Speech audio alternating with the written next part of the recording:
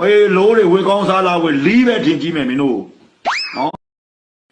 တိုင်းပြည်ပါဖြစ်နေတဲ့ဆိုရင်မင်းတို့ကမီးမလာတွေကြိုက်နေပဲဆိုလာကားရောင်းရတယ်အမှသွားဆိုလာပြားလာပါလေရောင်းဗတ်တီတွေရောင်းအဲ့တော့ပြည်သူကဘာမှကြောမွဲပွားတယ်ကုန်စင်းတို့တွေတက်မနေနိုင်နဲ့မထိုင်နိုင်တဲ့လူကဝယ်သုံးကြော်စိုးတော့ဟိုနေ့ကဗတ်တီတွေဝယ်သုံးနေရတယ်နေပြီးတော့မှခင်ဗျားတို့မိသားစုတွေခင်ဗျားတို့မိသားစုတွေရှိုးချိုတော့ဟုတ်နေတာပဲဟမ်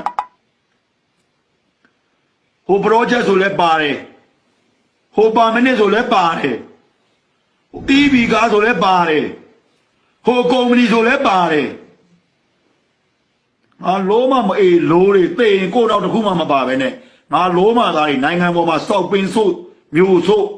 အေးလိုးတွေဝေကောင်းစားလာဝေလီးပဲထင်ကြီးမယ်မင်းတို့နော်ပြည်သူလူထုတွေအေးချမ်းစွာမနေရမီးလဲမမှန်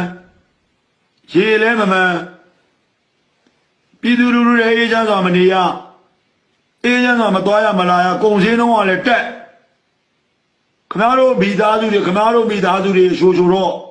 ဟုတ်နေတာပဲဟမ်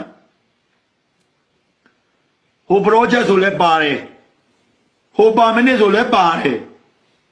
တီးဗီကားဆိုလဲပါတယ်ဟိုကုမ္ပဏီဆိုလဲပါတယ်ဟမ်ခင်ဗျားတို့ဘလို့ချမ်းသာကြတာတော့တိုင်းပြည်မှာ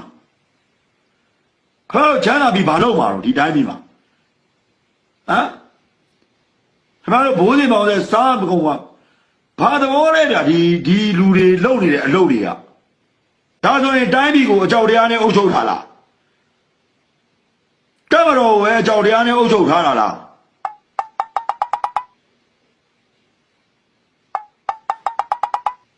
အကြောက်တရားနဲ့အုပ်ချုပ်တာကိုကမဟုတ်ဘူးခင်ဗျားတို့မှာဒီမိုကရေစီရောင်းနိုင်ငံခြားက